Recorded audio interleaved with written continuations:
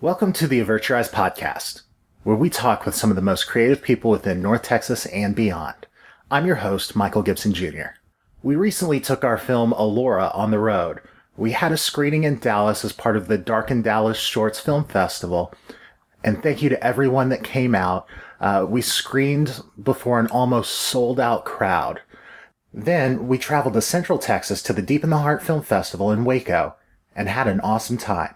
Again, thank you to everyone that came out. You can check out photos and keep an eye out for upcoming screenings by following the film on Instagram. Our handle is Allura Film, all one word, and that's ALORAFILM. This episode's guest is Katy Blakey, who works for NBC5 News as a weekend mornings anchor and a reporter during the week. Born and raised in McKinney, Katy is a proud graduate of McKinney High School and Southern Methodist University. She graduated president of her class with a BA in journalism and political science. Katy is an Emmy Award-winning reporter, and her work has also been honored with Lone Star Emmy nominations, including for Best News Anchor, and she was recognized by the Oklahoma Associated Press. Katy began her career as a reporter and anchor for KTEN-TV in Denison, Texas, where her investigative reports into private jail funding led to resignations and changes in local law enforcement. Later, Katy co-anchored the weekend morning news and reported for KOCO in Oklahoma City, Oklahoma. The first reporter on the scene of a deadly medical helicopter crash, her reporting also included a hostage situation ending with the rescue of a 6-year-old girl, devastating wildfires, and severe storms. She tracked rare twin tornadoes, covered multiple tornado outbreaks, reported on the wide-scale destruction and heroic rescue operations left by the massive EF5 tornado in Moore, Oklahoma, and President Obama's tour of damaged communities. No stranger to breaking news or severe weather, Katy solo anchored live coverage of the early morning attack on Dallas Police Headquarters and the hours-long standoff.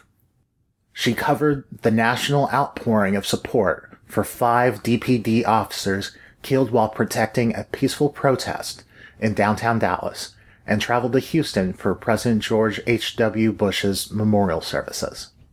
On the coast, as Hurricane Harvey made landfall, she provided extensive coverage of rescue and relief operations as the storm caused catastrophic flooding in the Houston area. From enduring Texas Connexus stories to following a young cancer patient bringing smiles, hope, and congressional attention to the much-needed funding for childhood cancer research, to reporting from the mass shooting tragedies in Orlando and Las Vegas, Katy understands the privilege of reporting local and national news to her hometown community.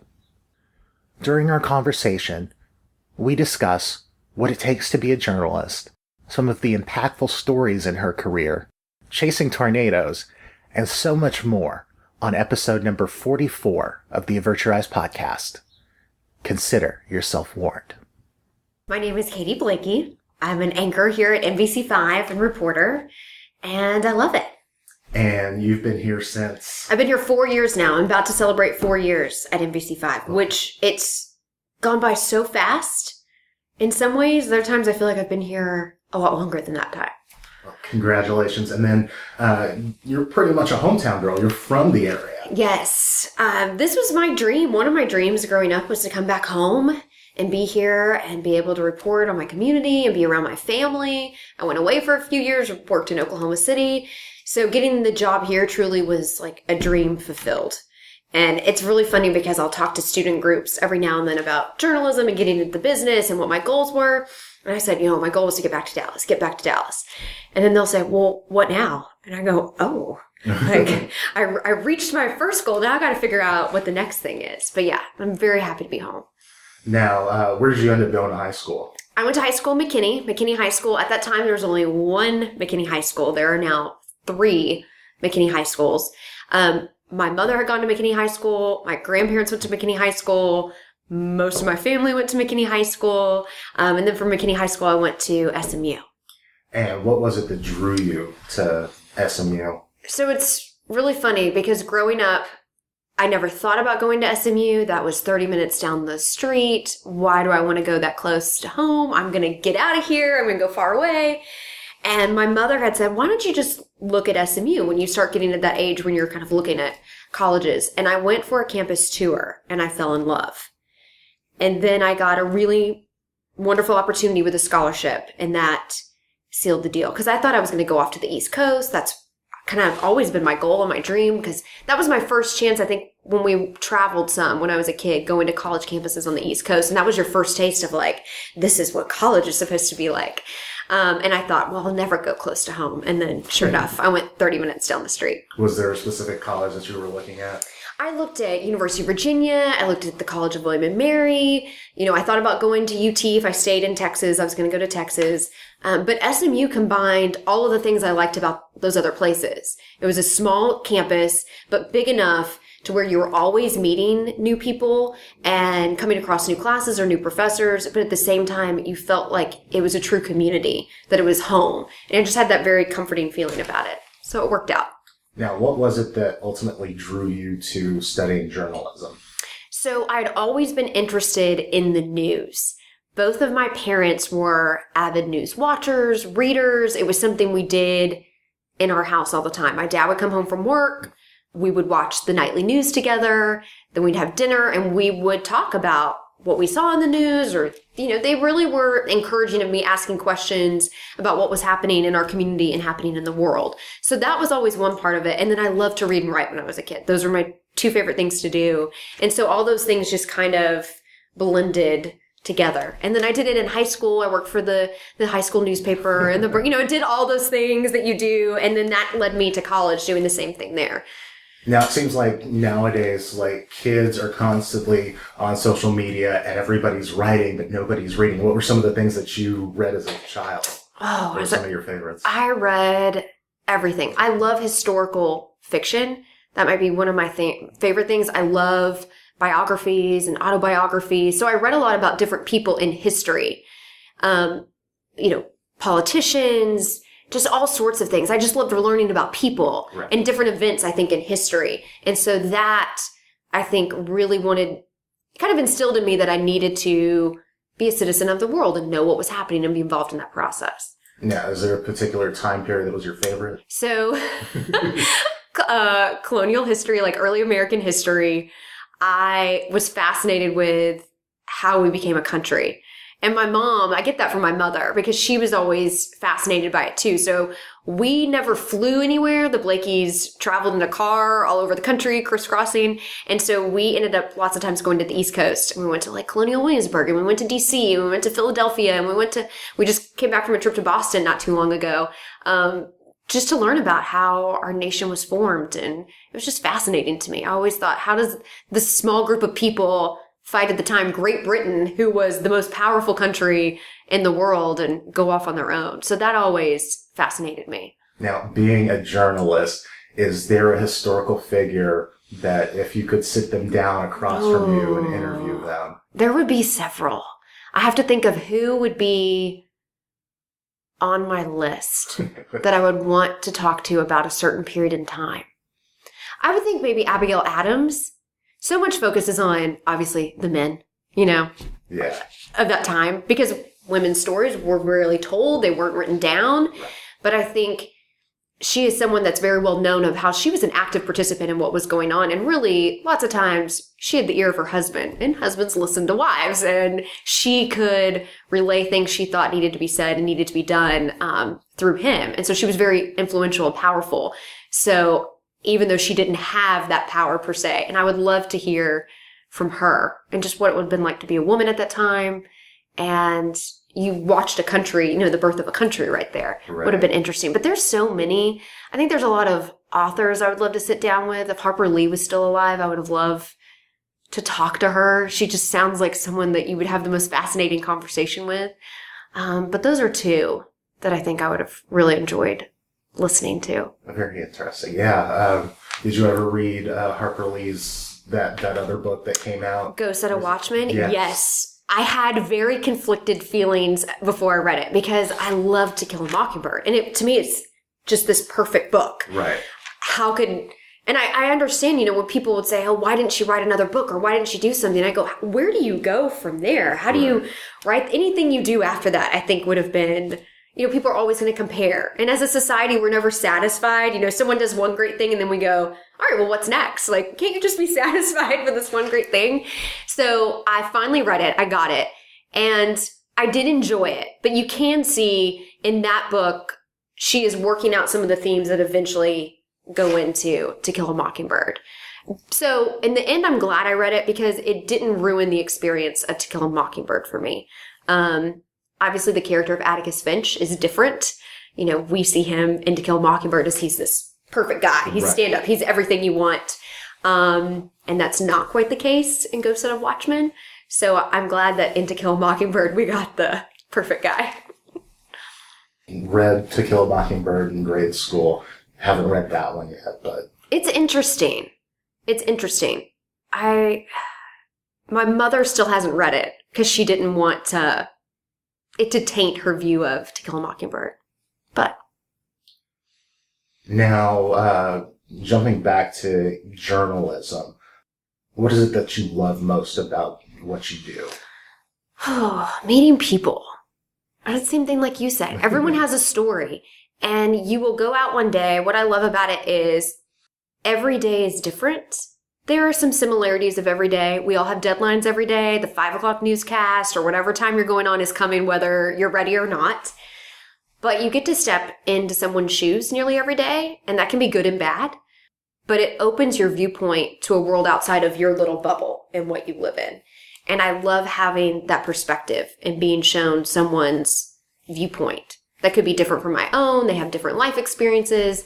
And I think that's really gratifying personally. It's for selfish reasons that you get to do that and you get to just kind of share some time with people who you probably would not have maybe crossed paths with otherwise in life. And I also see journalism, it is still to me a very important community service. And when I think on the local level, when I think about what we do here at Channel 5 and the stories we've pursued and the team we have here, at the end of the day, everyone here is coming into work serving the community.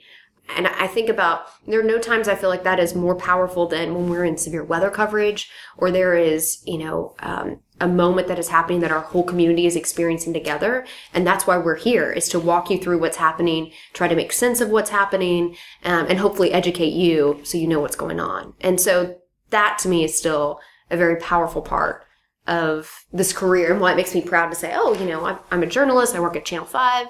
So I think sometimes we lose sight of that in the business. I think even us in the business lose sight of that. And I think sometimes viewers lose sight of that too. But at the end of the day, it's a community service. What does your day-to-day look like? Ooh, day-to-day. Okay, so it varies from weekends to weekdays because I do kind of a little bit of different jobs. But so for weekend, for example, or weekday, I should say, for example, I wake up around 1:45, get ready to go to work. I'm in the car by 2:45. Get to work by like 3:15, and then I sit down at my desk and I go through what's happened overnight. Usually by that point, I kind of have a good idea. I mean, what's the first thing we do when we wake up? We scroll through our phones and figure out what happened in the world while we were asleep. So I do that. By the time I come in, I touch base with the producers. They tell me what stories I'm focusing on for that day. I get started on that.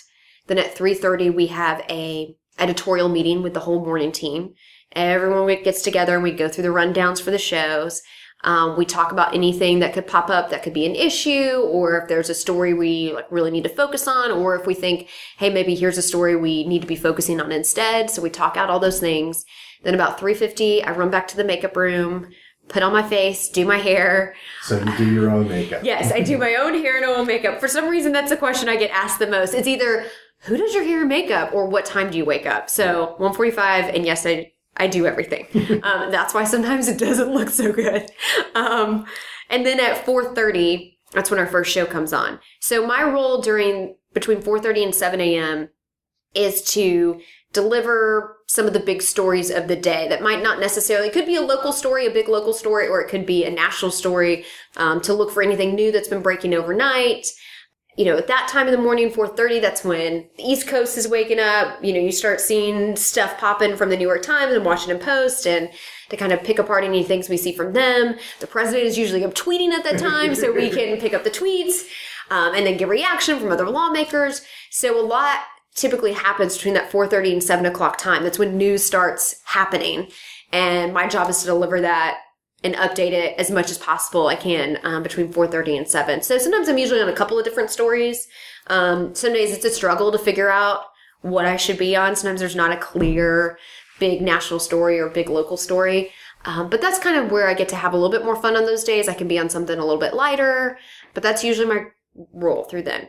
And then after 7, we have another meeting where we go over what happened during the show and we try to plan for the next day, which is really hard. You're planning for a day 24 hours ahead of time, and who knows what could happen by the time we go on air the next morning.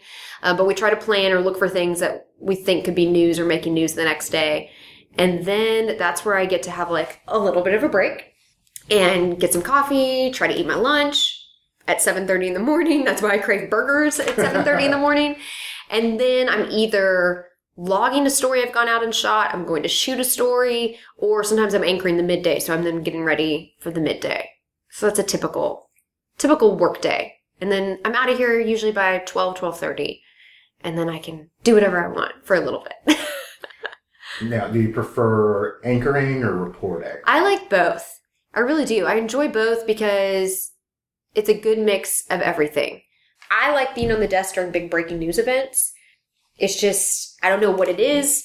It's, I think all people in news are a little bit of adrenaline junkies, that we like that rush of kind of breaking down something as it's happening. So I enjoy that, but I love being out the field at the same time because I like meeting people.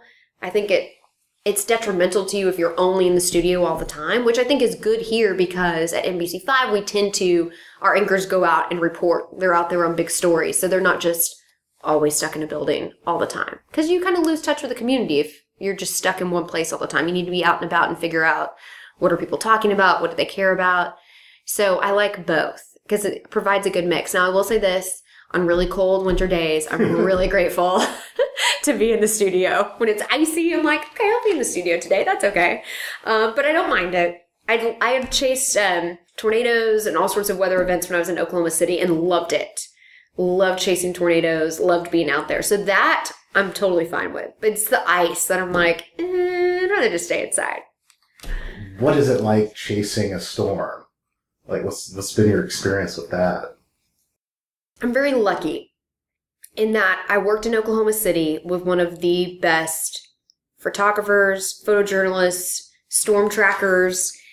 His name is Chris Lee. He really helped start what has become this huge thing, storm chasing. That was not a thing, 20, 30 years ago. I would say just maybe 30, 40 years ago. And he was one of the first people to really do it, which all it was, hey, drive out. We think a storm is coming.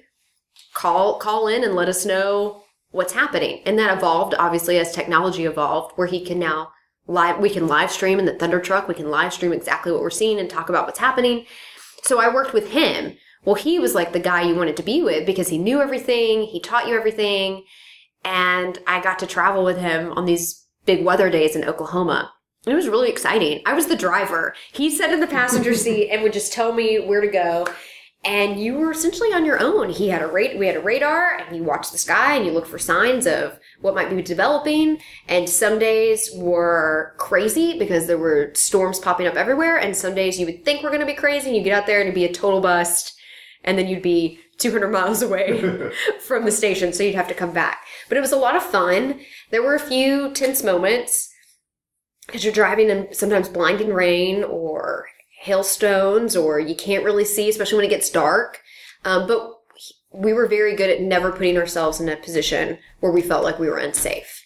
Trying to get farther enough away from the storm so you can see it coming, and that way you can best tell people and relay back to the station, where is the storm headed? What do people need to know? Who's in the path of the storm?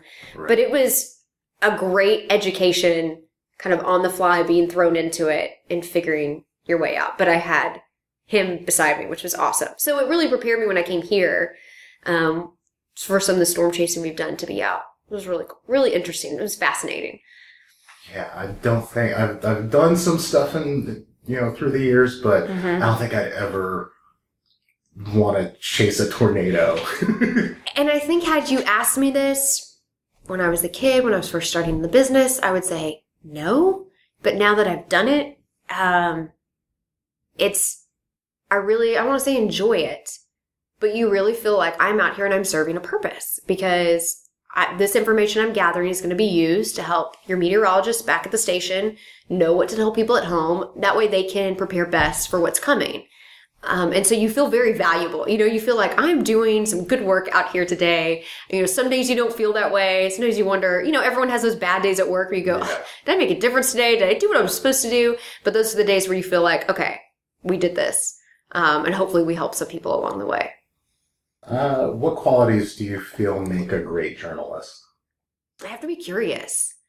They have to be curious about a lot of different things and be willing to learn about a lot of different things. And you have to be flexible. I think you can't be rigid. I think there are some, journalistic rules we always need to adhere by, but sometimes you have to go with the flow of where the story is going and figure out, you may start out at the beginning of the day and think the story is one thing, and by the end of the day, it's something totally different. So you have to be flexible. You have to be curious. You have to be self-sufficient. Lots of times it's you out there all on your own trying to piece together this story. And yeah, you have help back here at the station. But for a part of it, you're out of the building. You're doing your own thing. You have to be able to ask critical questions, figure out what the story is. And then, of course, you can rely on producers back here and your management team. You have to be able to work well with others. I think that is huge. Lots of times when we go out, it's us, it's a photographer. You are this little unit for that day. It is just you two out, and you have to figure out how to put the story together. And the photographer may have one idea, you've got another idea, and you have to work together to really put the best product on the air. So those are a couple. Time management is huge. You're on a deadline every single day.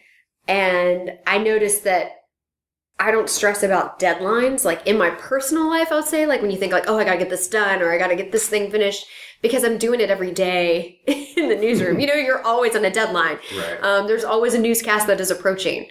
So you just have to be, it's a couple of different things. But I think being curious is number one. You have to be curious. You have to really work on those critical thinking skills and say, when you're interviewing someone, okay, what are they not telling me? What am I not asking? What do I need to be asking? What is there more to this that I'm not seeing? And I think you have to be open, to all those things. What has surprised you the most about your career and journalism in general? Oh boy, this is a tough one. I think what has surprised me most is how much I enjoy all the different aspects of news. There is so much more that happens than just the person you see talking on your television. There are all these people behind the scenes that go in to making that happen.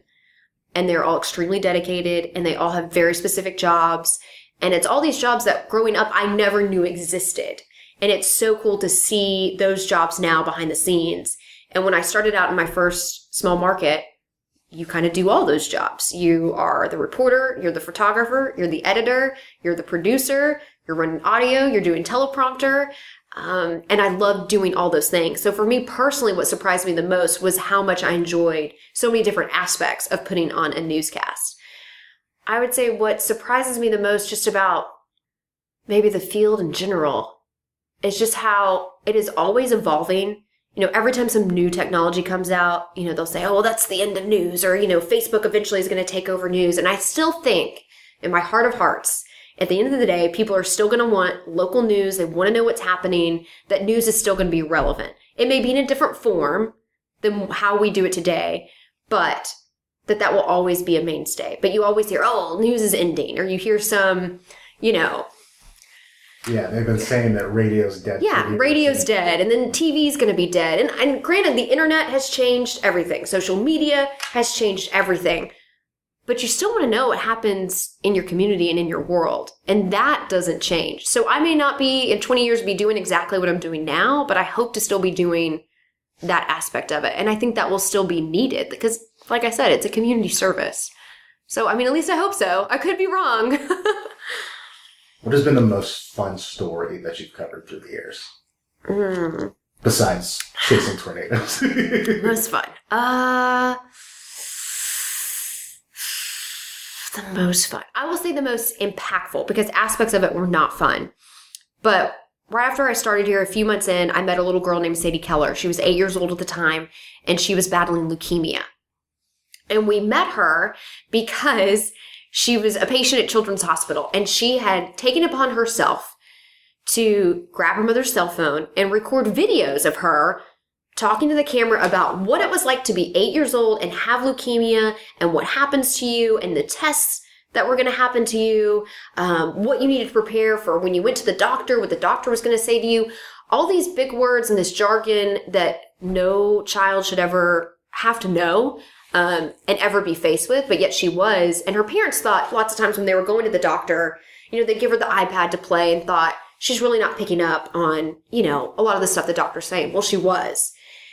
And she was able to speak so candidly, talking into the camera about, hey, if you're a kid and you get diagnosed, here's what to expect. So on a fluke, I happened to get a call about her story and pitched it in the morning meeting. And sometimes, on another day, they might have said, no, we got other stuff for you to do. It worked out on this day. I got to go to the store and meet her.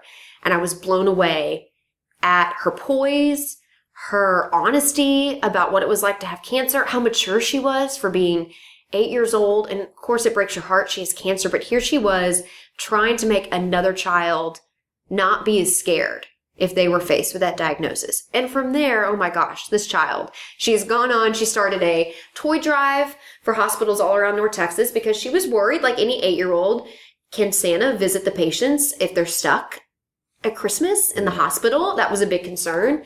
So she started collecting toys so that every kid, guaranteed, whether they were in the hospital, they got a toy at Christmas. Then she paired up with a number of organizations out of DC and really became a face and a voice for getting more pediatric funding for cancer research in the country. And just back in the summer, she was in the Oval Office with President Trump signing Yes, I saw that this bill. And I mean, so I've been able to follow her over the last 3 now to 4 years. She's now cancer-free, which is wonderful. Amazing. And she started a foundation, and she spends a lot of her time. It's so simple. Her goal is just to bring a smile to another cancer fighter's face. So when they have hit a milestone in cancer treatment, she sends them a gift. And it's so simple, but it means so much to these little kids because they're in the hospital day in and day out. Like, you don't know, if you get a cold and you're fighting cancer, it's a huge thing. And especially for a child, and they don't know what's happening sometimes. And they're wondering, why am I going back to the doctor? And I can't go play. I can't see my friends. They're taken out of school. So her goal is, let me just bring a smile to their face. And so she sends these gifts all across the nation. She now has this whole network of kids and families who have fought cancer or are, wanting to eradicate cancer. And she's set up this whole foundation. And she's now 11. And I look and I'm like, whoa, you're 11 and you have a foundation and you've done all these things. And you think, man, what am I doing? 36. Yeah, like, what have I done? So that has been, it didn't start out fun, I will say, because she was battling cancer. And it's a very serious topic, but it has been the most impactful and the most enjoyable for me to watch her. And her family has allowed us to share her story so many times with the hopes that more people will understand how much little money, I should say, is given to cancer research in this country. So, hopefully that will change some things. So that's been the most impactful. And I would say, like, on fun, on a day-to-day basis, is every time I get to do a Texas Connexus story, those are typically pretty fun. So those are our fun days. Those are fun shoots, going out with a photographer and just getting to do something cool that is unique to North Texas. So, and then what's been, on the flip side, what's been the most difficult story that you've covered? There's so many. When you think about, too often you are meeting someone on their worst day or going through the worst period of their life. And those have been really challenging. I would say I was in Oklahoma City when the Moore tornado happened in 2013. And several children were killed at an elementary school. That tornado hit, at 2 o'clock in the afternoon. And that was very difficult to cover. It was heartbreaking because it affected so many families in the area. There were hundreds of families who lost their homes. And that was very challenging, but it also was one of those times where you knew you were doing the right thing because we were on air for days on end, reporting critical information in the recovery process, what people needed to do to, find temporary housing or to find a meal, where they could go for a meal. So you feel this sense of gratitude in a way that you were there to be able to provide that opportunity. You don't wish that upon anyone, but you're glad, okay, at least in that moment, I felt like maybe I was helping someone out, that I was giving them something that they needed. That's been very difficult. I would say being here when the Dallas police shooting happened, I think as a community, we just all really felt that. That was really tough. Yeah. I remember where I was when that occurred. I was at dinner at home with my girlfriend, and her father was there, and we're all like, I think we were like wrapping up eating, and they were starting to play a game, and I just happened to pull out the iPad to see what was happening, and was trying to retweet the march that was happening, and then I was like, oh no. Yeah. And then I rushed upstairs and was just on the news, just watching and following how everybody was covering it. And it was, for me, I had just fallen asleep. I worked the morning shift, so I'd gone to bed, and when you just know something's not right, you just had that feeling. But my husband and I have a schedule. I go to bed. He didn't come to bed until really late, and I just remember waking up and the door flying open, and you just I bolted upright, knowing that doesn't normally happen, and something's not right. And he said, "Hey, you need to turn on the news. There's been a shooting downtown." And immediately, I just hopped out of bed, called work, and said, "Hey, I'm coming in." Not knowing all the details, but just knowing this is serious. And then, of course, threw on some clothes, came into work, and then, worked all night into the next day. And it just was heartbreaking. You have this rally, this march that had happened that was peaceful. Right. That the police officers were there to make sure that they were safe, to make sure the protesters were safe. And then to have something like that happen, which I thought, Dallas could be an example. Dallas could have been a really positive example of, how we can rally, how we could protest for things that we see as unjust, and the city could move forward and heal together and come together. And then that happened. And then I still think there had to have been some good that came out of that. I felt like the city really came together. I felt like there were moments where, we talked to a number of people who said, hey, you can be pro Black Lives Matter and be pro police. Those two are not, you can be both of those things. And so we talked to a number of people who shared those sentiments and were hopeful that maybe out of all of this, Dallas somehow could lead the way and be an example to the rest of the country of how, there could be something positive that came out of this. But it was just a very trying, difficult time, and you still feel for all the families that were involved. Now, talking about stories, what's the best way to pitch a story to news? What sort of stories do y'all look for? Anything and everything. I always tell people, just reach out. Doesn't matter if you think it's not a story. Just reach out and put a little bug in our ear and let me know. Usually email is best. And I tell people, tell me what's going on. I'll typically follow up with a phone call if I can. And we can kind of work out what is the story here. Because sometimes people have a story. They just don't know how to pitch it. And that's the beauty. Yeah. And when you figure out, okay, here's something good. I mean, it's television. At the end of the day, visuals. We need visuals. Sometimes we can make a story out of no visuals. It just happened. We've all done it. But what are your visuals here? What am I going to see? Why is this important? Why is this a big deal to you or to your neighborhood and your community? But we're open to any and all things, because every day we have to come into that story idea meeting, and it's feast or famine, and you gotta have story ideas. And some days you walk in and you're like, they are gonna love my story pitch. And then they're like, okay, what else you got? And you're like, what? This is a great story. And other days you walk in and you're like, I don't know if they're going to like this. And they love it. It just depends.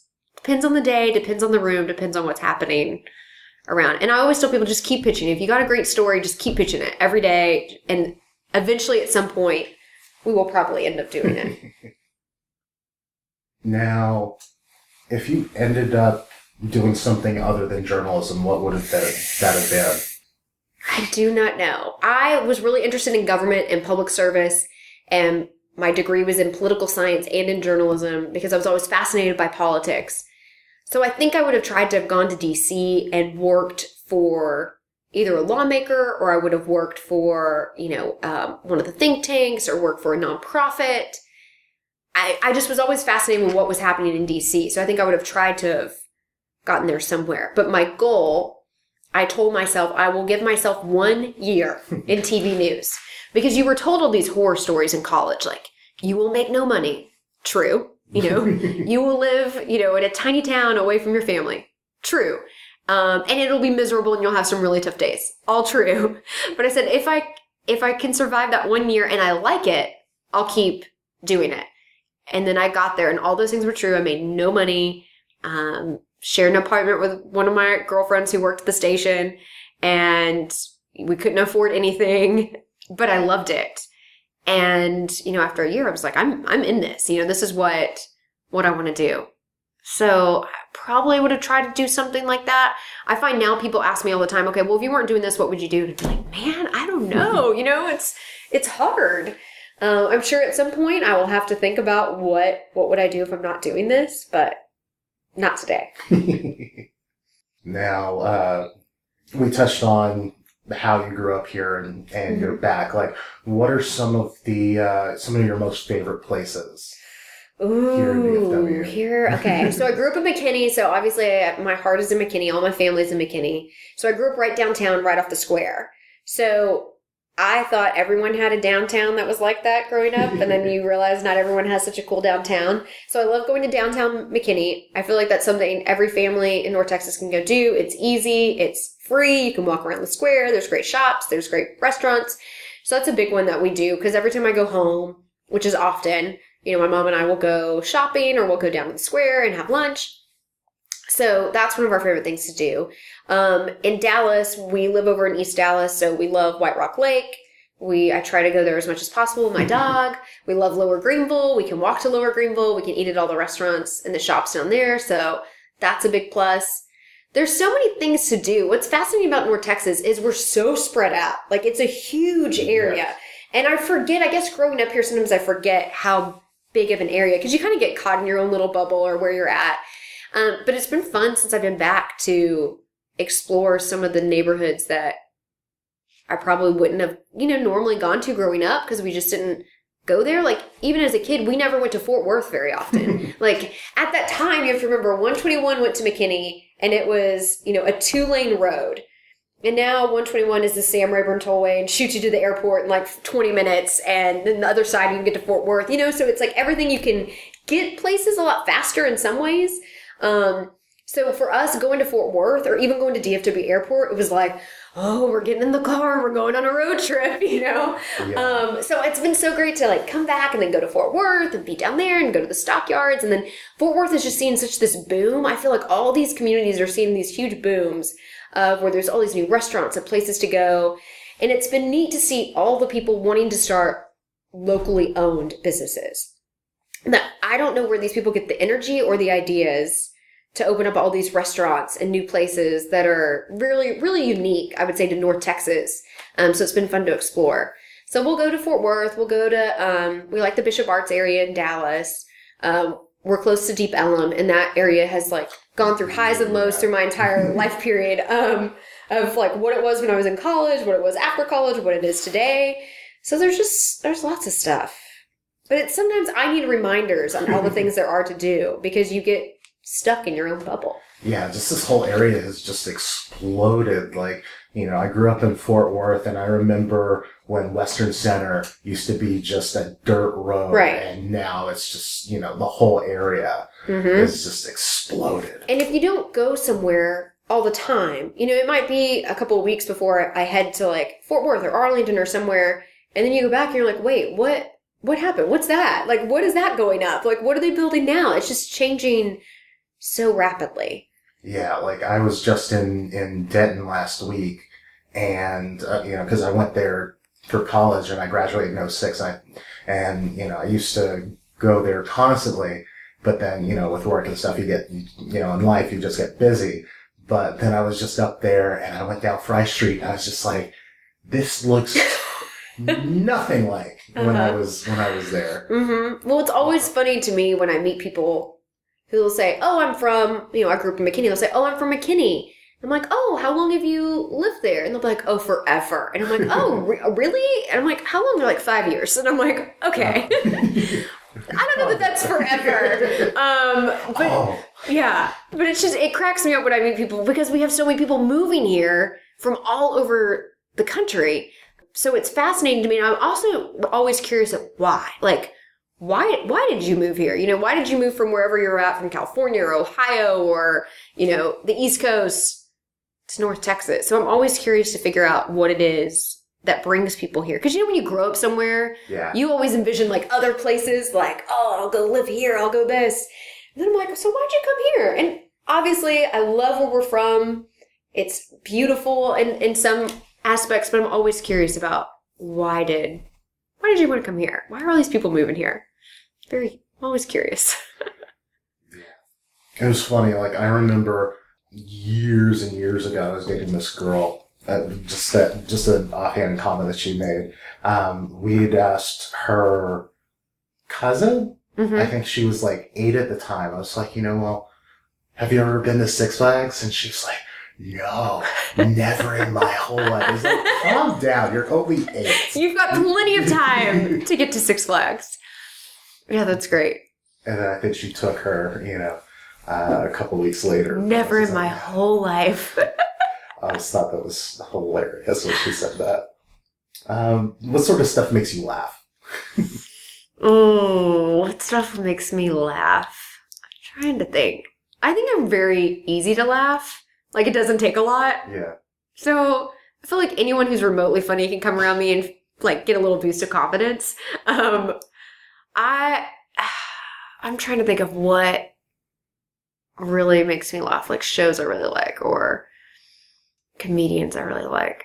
Yeah, you're on TV. Like, what do you watch? So what do I watch? So when I'm not on TV, okay, well, I watch like Veep. They're filming the last season of Veep right now. So like, I love Veep. I love Curb Your Enthusiasm. I loved Seinfeld. I love The Office. Gosh, there's lots of stuff that we watch.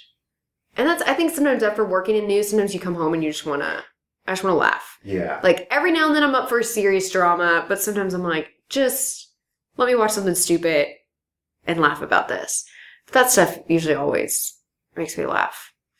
Because I always find that there's always an episode of The Office I feel like that can somehow relate to my life, or an episode of Curb Your Enthusiasm or Seinfeld that can somehow relate to my life. I'm trying to think, just the other day, there was an example where you're like, oh my gosh, this is just like what happened on The Office. My very first market that I worked in, a group of us, that's when The Office was like on TV, actually, when it was on air and just coming out. And we felt like our job that we worked at was there were people who we worked with who were like, this is very parallel to what's happening on The Office. But yeah, so that stuff. Gosh, and I'm trying to think of what I watched the other day. That was great. I don't know. I like a lot of like some of the older comics that have been around a while. I really enjoy this stuff. I watch all the Netflix specials. When any comedian comes out with a new special, I watch it. I like Ellen DeGeneres just came out with one on Friday. I haven't watched it yet. I haven't watched it yet either. I wanted to see it, but I mean, like, I couldn't wait when Dave Chappelle came out with his, it was like that day. Yes. Like, I have to watch that this day. So which is great about Netflix, is that now you have all those things. You have the opportunity to watch all that stuff right then and there, which is nice. Gosh, so a lot of stuff. I guess I should say my husband makes me laugh, make him feel good. But yeah, laughter, I think it's very important in our business, and at least I know in my family. Having a good sense of humor and being able to laugh at yourself, I think, is very important. Yeah. You can't take yourself too seriously. Because then you're just a fuddy-duddy. No one likes that. And how long have you and your husband been married? 6 years. We just celebrated 6 years the other day, last week. Congratulations. How'd y'all meet? Thanks. We met playing kickball in a rec league in Dallas 10 or so years ago. There was kickball, for whatever reason, got really popular. And there was a team from American Airlines. They had a team that played in Dallas, and we had mutual friends who worked for American Airlines, and they needed extra people to come out. They didn't have enough people to play on their team. So that's how we met. That whole company, they didn't have enough people. They didn't have enough people on that one team. So one of the guys, or one of the ladies who worked at American Airlines, her boyfriend brought my husband out, and then one of my friends who worked there brought me out. So that's how we met. But it's weird. We both went to SMU, not at the same time. He has family that grew up in Prosper, and we had lots of like mutual friends in Prosper from being from McKinney, both when they were both small, like farming communities. And we, like later on, we realized we'd both been in the same spots at the same time and been out at the same places at the same time and knew a lot of the same people, just had never met before. Well, how did you know that he was the one? I think I just knew. I don't know. It's weird. It's really weird when people say, oh, you'll know when they're the one. Right off the get-go, I just really liked him. We were friends first. And he was funny. He seemed responsible at the time for a 28-year-old. Which is huge. Yeah, and he just had a good personality. And we just shared a lot of, I think, similar life experiences and had similar ideas about the way the world is, and we just hit it off. But we were friends first, before we dated. But I knew really early on, like, I could end up with this guy. I think this is going to work out. What do you feel has been like your greatest accomplishment through the years? That's like a heavy-hitting question. Hit you with a couple softballs. I know, that's putting me on the spot. So, what have you achieved? This is just like when I go to those classrooms and kids ask, like, well, what's your goal now? What are you going to do next? I'm like, can I just be satisfied in the life that I have? Why is there all this pressure? Greatest achievement. Golly. I don't know. Sometimes I feel like I haven't done anything. Does everyone else ever have that feeling? Like, you do things, you accomplish things, but you're like, was that really important? Was that a big deal? I guess my goal was always to be a journalist and do it in Dallas. So I'm doing that. So I guess I could say that would be my greatest, like, career-wise achievement. But I don't know. That's a tough one. What's yours? I don't know myself, because I constantly jump around. Like, people will say to me, you need to figure out what it is that you want to do. But I'm like, I'm doing it.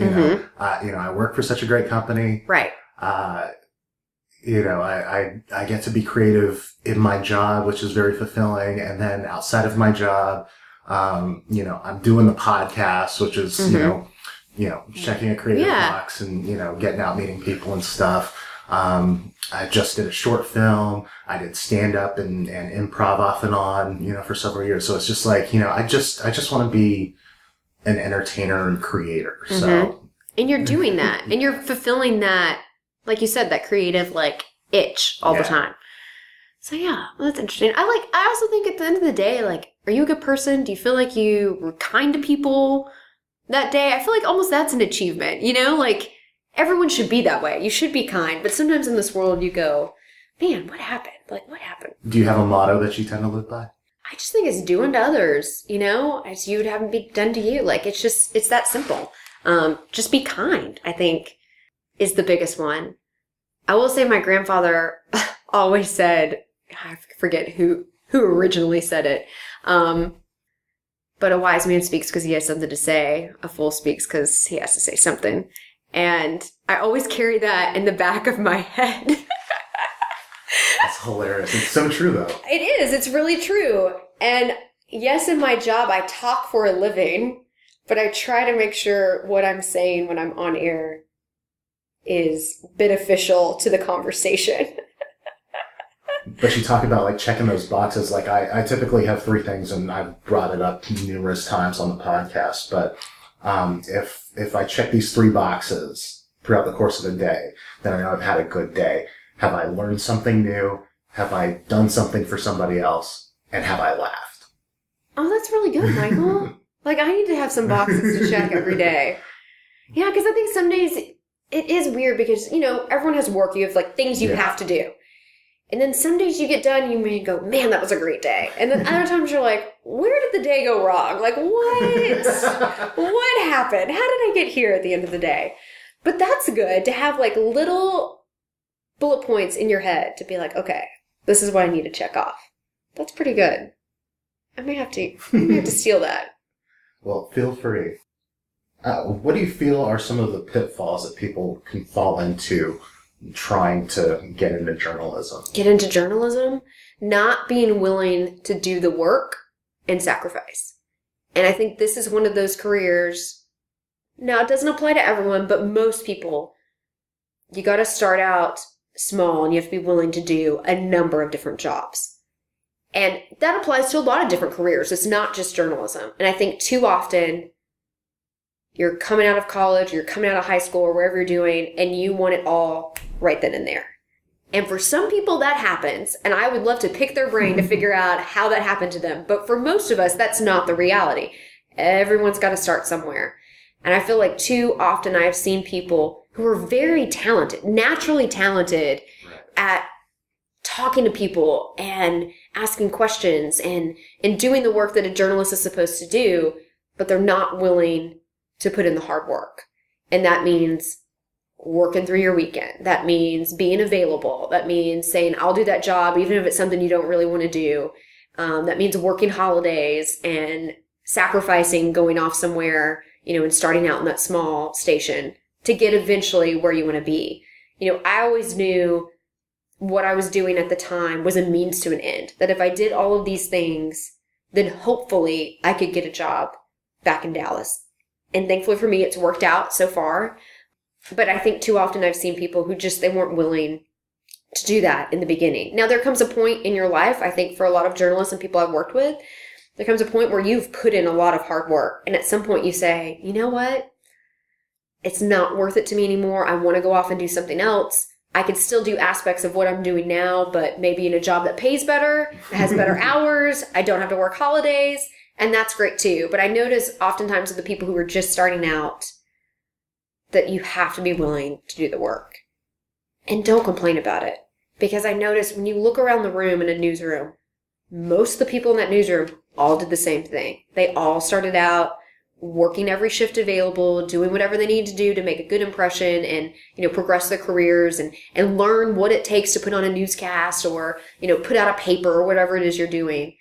And if you will look at that, you'll go, okay, all these people did this too. I should not be complaining. Now, if you want to call your mom or your dad or your boyfriend or girlfriend and complain on the phone, that's fine to them. But in the building, I would just say, don't do it, especially when you're just starting out. Because I look back on that time, and while, yes, it was very hard, it was incredibly valuable.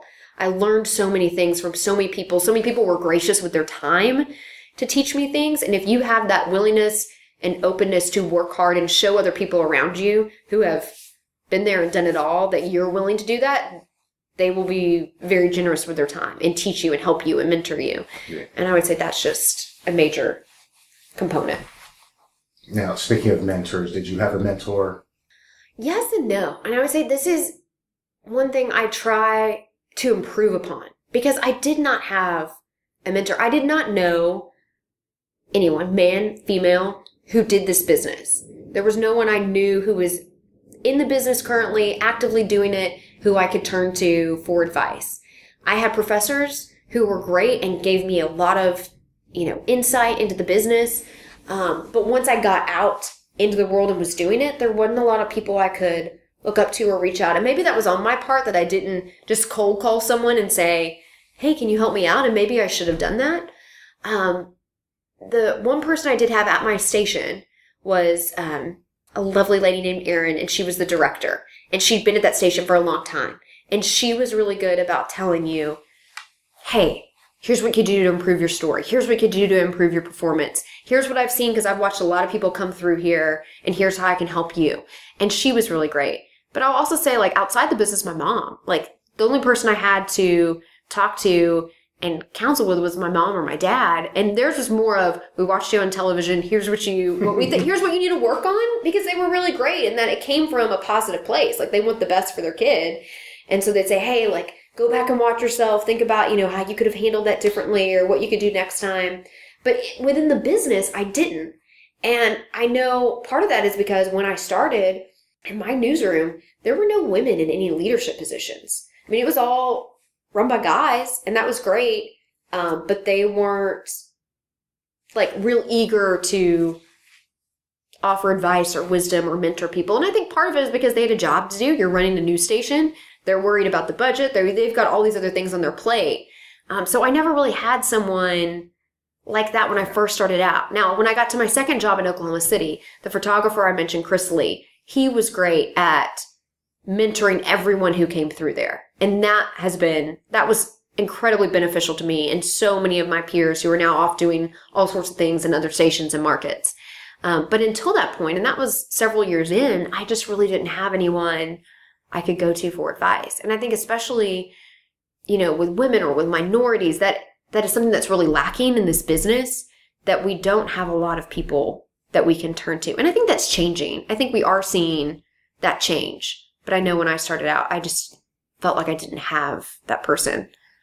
Yeah, there's a lot of great organizations now like NABJ and, Women in Media and stuff like that.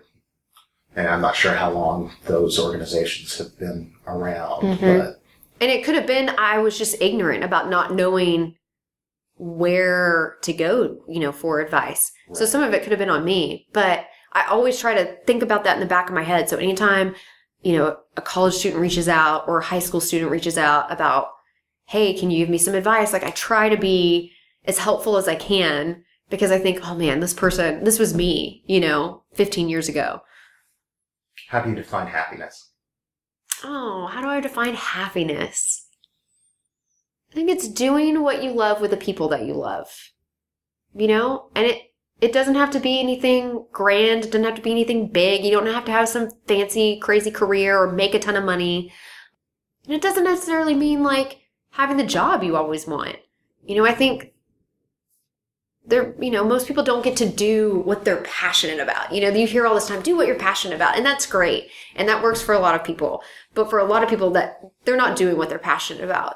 And we've all had those jobs we didn't like, or we knew was a bad fit for us, or, it was a job that we gotta go, we gotta make minimum wage, we gotta do this.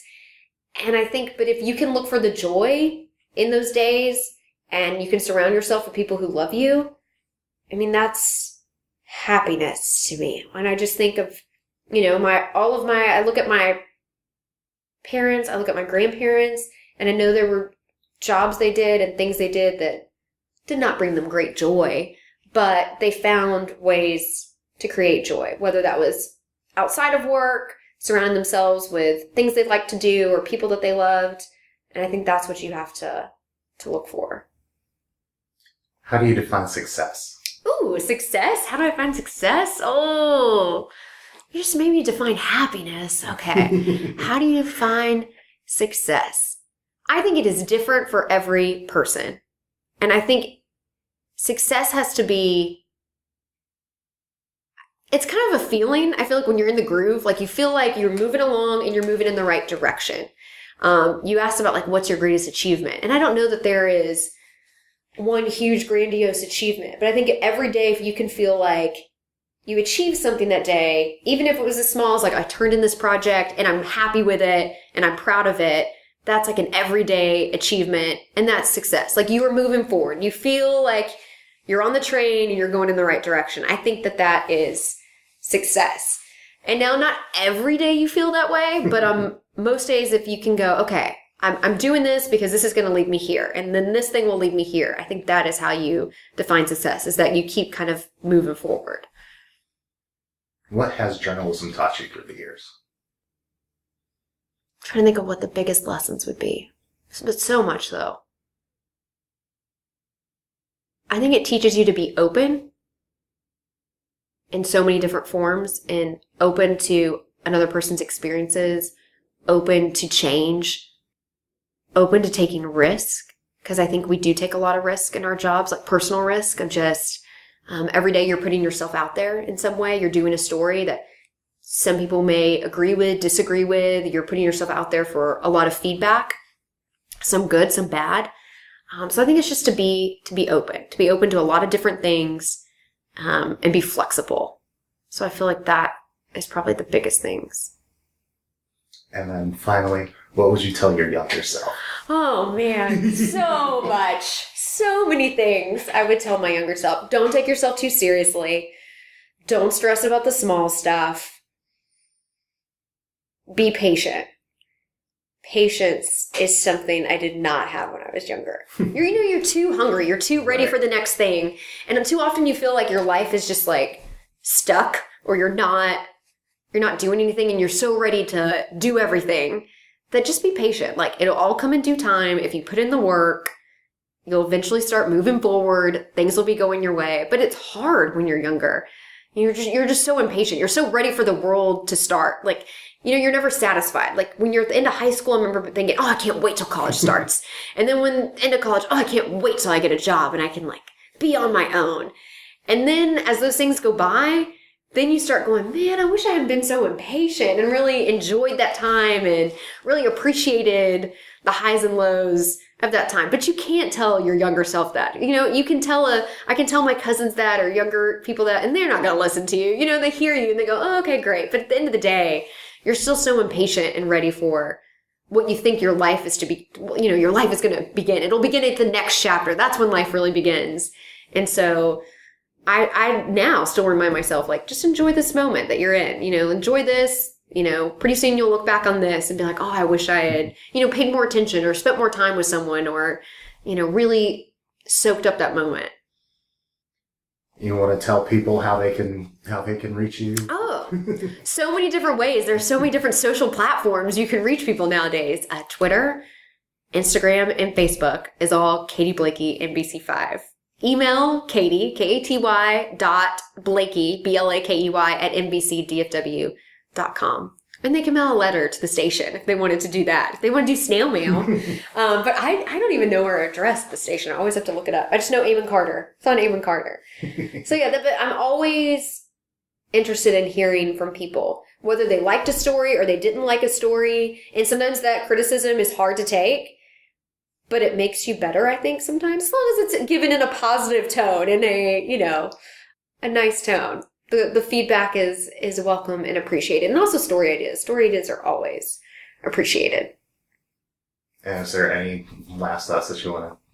Watch Channel 5. I mean, isn't that should be the last thought? No, but, reach out. If you got something that's happening in your neighborhood and we're not paying attention to it, like I said, North Texas is huge. We can't be everywhere at one time. It's really hard, to figure out what is important to a community. But let us know. I think too often people don't realize they can just reach out to us. And there's so many easy ways to reach out to us nowadays and let us know what's happening. Cool. Katy, thank you so much for sitting down with me. Michael, thank you. This was awesome. My first podcast. Yay. Thank you again to Katy Blakey for taking time to sit down with me. Keep up with the Avert Your Eyes podcast or check out past episodes by visiting our website, avertyoureyespod.com. There you will find everything you need to subscribe to the podcast, with links to Apple Podcasts, Stitcher, Spotify, Twitter, Facebook, and so much more.